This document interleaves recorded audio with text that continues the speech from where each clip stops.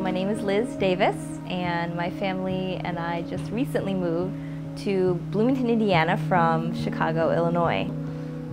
It's a little pocket in the cornfield.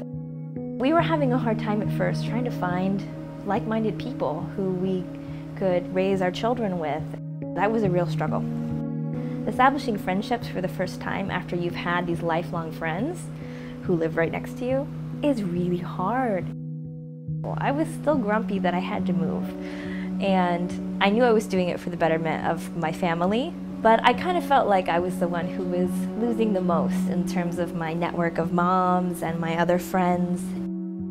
I was really down. Through fall and winter especially. Of course, it doesn't help that it's winter and it's cold. And when spring came, it was a natural time for me to kind of reevaluate, to kind of lay out a few plans, and also to recognize that just like any kind of growth, it cannot happen all at once.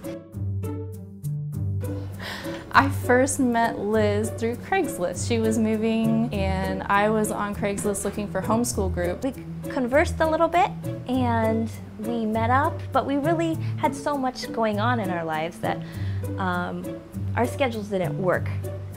Her church, the Baha'i Center, is right across from our apartments. And one day my daughter ran away from me. I heard somebody calling and I go outside and look around and I run into her and she said, "I know you, you know my daughter." And so she helped, we found my daughter, that was great. I thought, what's a way that I can connect these friends to something that's important to me and that can also offer a service? And so we decided to do a virtues camp. And I thought, I'm not sure what this is, but you helped me find my daughter and I'm gonna support you. Which was really just an excuse to get together and talk about these virtues, these qualities that make our relationships much easier. You know, these are universal things that people talk about: love and unity, generosity. Those are things that everybody can get behind and talk about and want to pay more attention to in their lives. It's allowed me to feel more confident, you know, testing the waters with these virtues classes and saying, is this a need? Do people want to do this? And, you know, myself, I've tried to start, you know, Spanish classes or things like this, but I always go for the schools or I always go for something big. And I think what I learned from her is that, no, you can get a few people together and offer that, and it's just as powerful that way. So these virtues classes we've done 1 week in the middle of July, but then we're also going to be extending it into in a more regular way every week in the fall.